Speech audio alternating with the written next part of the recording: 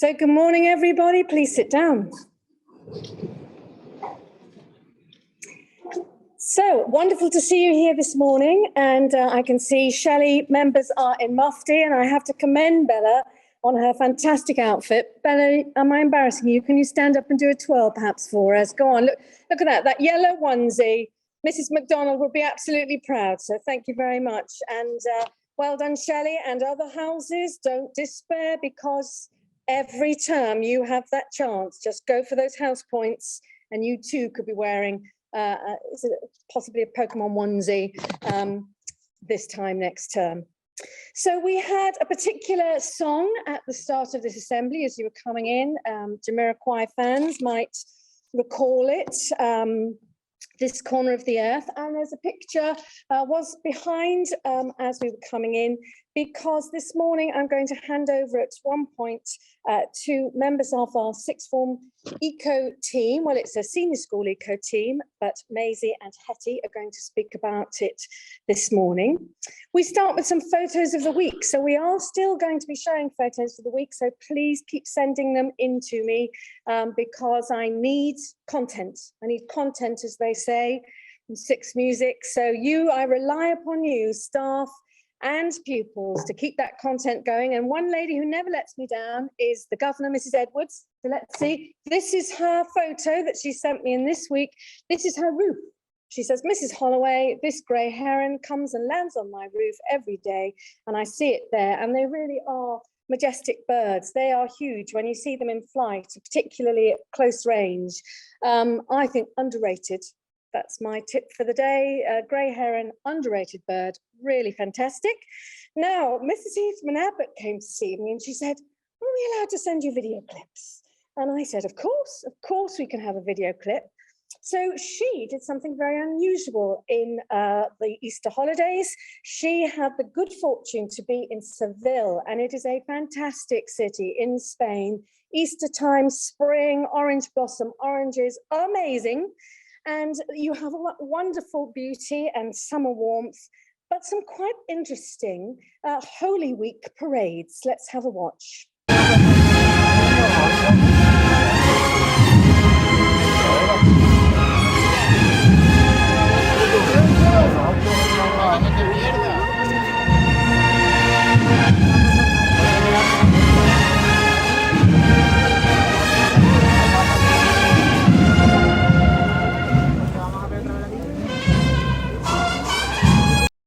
So thank you very much. And you can see there on the right-hand side that those carrying those special sort of floats of the Virgin Mary and the religious symbols there, a lot of them are wearing conical hats, and it's very theatrical, very dramatic, and quite different perhaps to an Easter egg hunt at Kingston Lacey, but it's got all that passion and theatre. So thank you, Mrs. Heathman Abbott, for sending that in. So video clips are allowed. I wanted to congratulate our Duke of Edinburgh. Those of you who did the training, well done. So Mrs. Horgans, please, was she pleased? Yes, yes, she is. She was so pleased, she's daydreaming about how well the training went. So yes, well done everybody who did that. And we have some congratulations. So we're going to congratulate Larissa regarding her latest chess tournament. So Larissa went to Greece and represented Great Britain at an international event, and she faced really tough opponents in the first and second rounds. But what was fantastic about these games, despite the results, was the way that she fought and played. She had an advantage in a complicated position. She outplayed her strong opposition up to that point, but time pressure was against her. Larissa could have felt down because she thought she was on it to win that one, but she picked herself up brilliantly, went on to win the next 3 rounds in a row, taking her to 3 out of 5, and she played with real character and flair, playing for a win in positions where a lot of players would just have accepted a draw. This showed real bravery and determination under pressure, taking control of the chessboard and going in for the jugular for a win. So fantastic. Any of you who watched the Queen's Gambit on Netflix I think Larissa is heading for a fantastic career. So can we congratulate her on her achievements? Well done.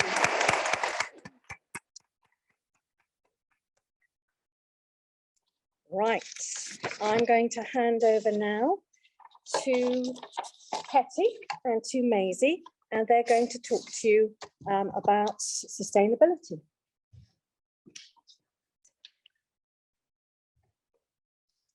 The future of humanity and indeed all life on Earth depends on us. This is a quote by David Attenborough, someone we all know and love. It shows what Eco Club is all about, making sure there's a safe future for life on Earth by being sustainable. Even if you're not directly interested in sustainability and protecting the environment and the subject itself, it's a really multifaceted topic, and actually there may be an area of interest which you're already doing.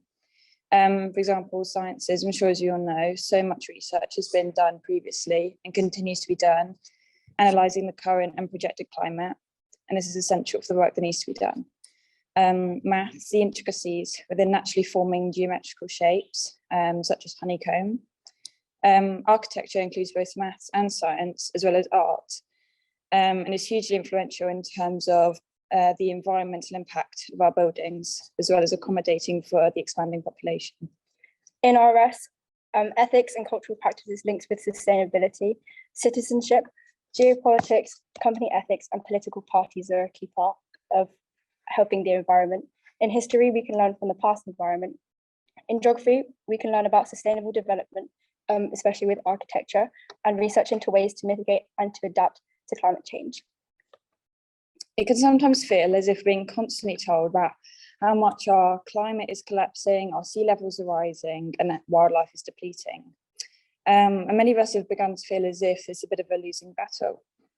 As important as it is to stay updated with environmental issues, it's equally as important to remind ourselves of the positive change that's happening all around us. For example, 5 years after they were destroyed by a tropical cyclone, coral reefs off of Fiji are alive again, filled with vibrant colours and fish. This is important as coral reefs are essential to healthy oceans and, by extension, a healthy planet.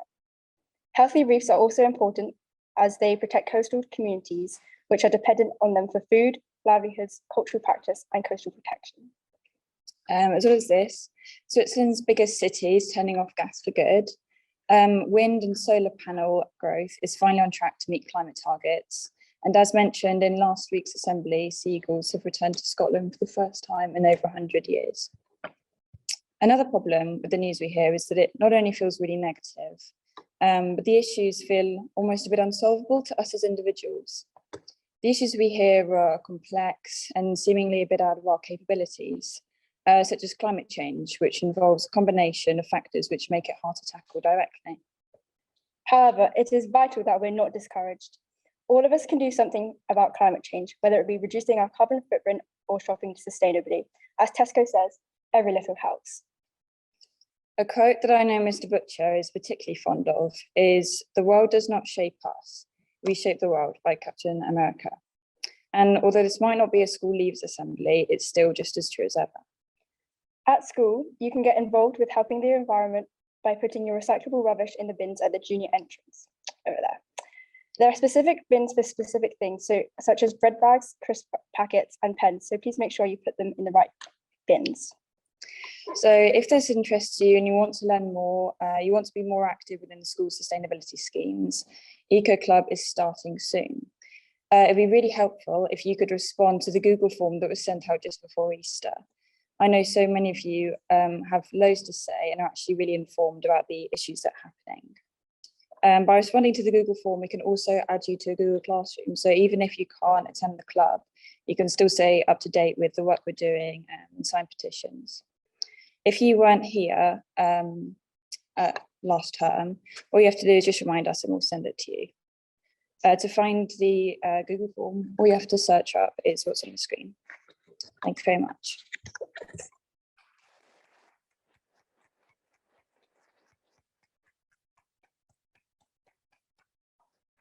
So thank you very much to Hetty and to Maisie for presenting that this morning. And I think it's something that as a community, you as pupils and as staff care greatly about. And this is a way in which we can make a difference.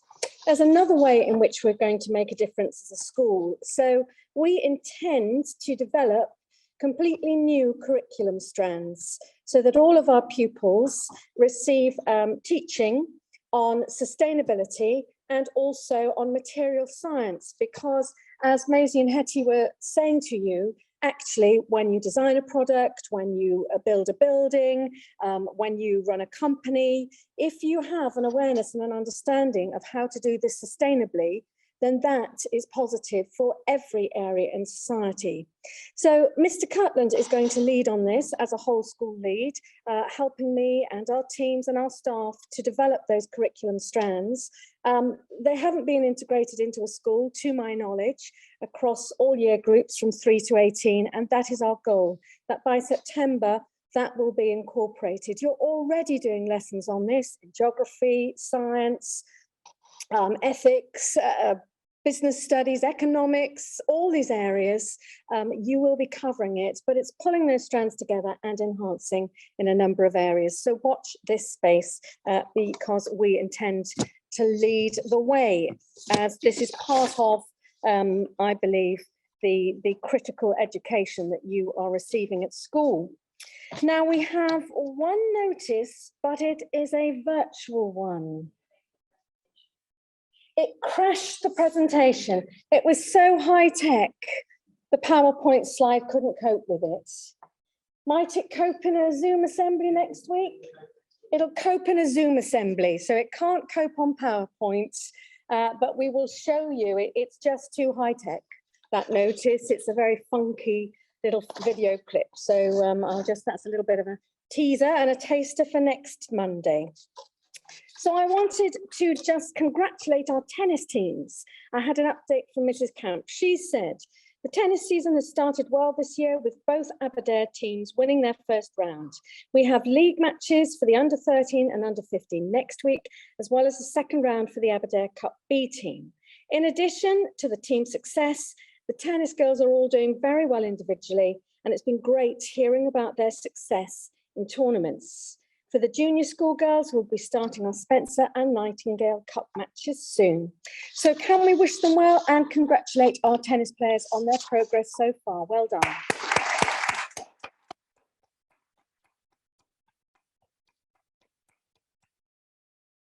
So the good news is that we have, I believe, a full week of sunshine starting perhaps Saturday, Sunday. So the deck chairs will be out. And praying for that to happen will be Reverend Burke. Reverend Burke, do you have our... Thank you, Mrs. Holloway. Oh God, you've given us a wonderful world in which to live. You've also given us the responsibility to care for it, to protect it, to pass it on to those who come after us. Help us in all that we do, both to enjoy the world and to make it a better place, helping those who follow us to realize its true beauty. Help us in all that we do to achieve this. We ask this in Jesus' name. Amen. Amen. Right, next Monday, we are going to have another hymn. We're going to give it a go. And I thought perhaps if you'd like to practice over the weekend, we might be attempting Morning Has Broken. That's quite a high hymn, so make sure you all have a drink in the morning before we come in. So with that in mind, I'm wishing you all a wonderful Friday and a super weekend. Thank you, everybody.